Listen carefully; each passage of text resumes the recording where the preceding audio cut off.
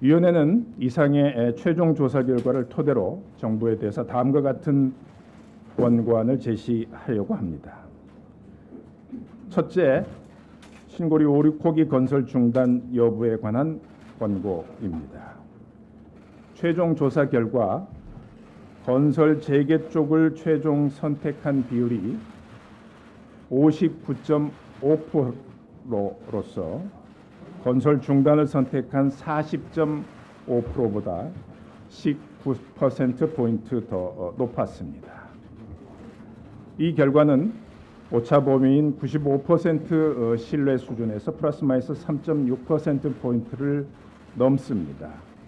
통계적으로 유의미한 차이로 인정된다는 뜻입니다. 따라서 위원회는 현재 공사가 일시 중단 중인 신고리 5, 6호기에 대해서 건설을 재개하도록 하는 정책 결정을 정부에 권고합니다. 둘째, 원자력 발전의 축소 유지 확대 중 어느 쪽으로 정책 방향을 선택할지에 대한 권고입니다.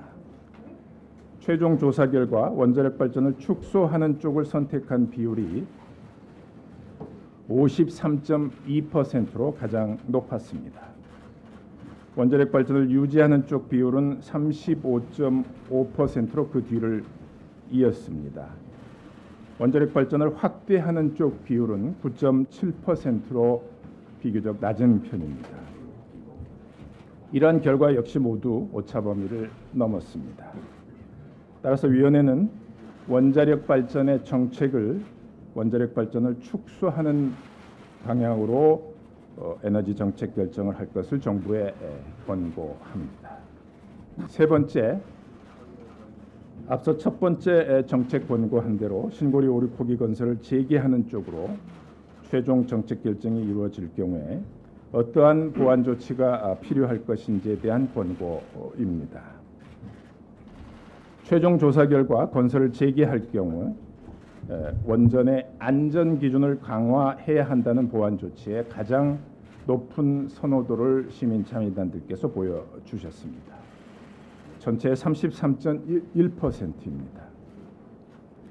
이어서 신재생 에너지 비중을 늘리기 위한 투자를 확대해야 한다는 보완 조치와 사용 후 핵연료 해결 방안을 가급적 빨리 마련해야 한다는 보완 조치에 대해서 비슷한 선호도를 보여주었습니다.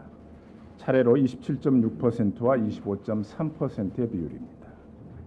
그 외에도 서술형 답변을 통해서 원전 비리 척결 및 관리에 대한 투명성을 강화해야 한다는 의견을 시민참여단 74분이 직접 기술해 주셨습니다.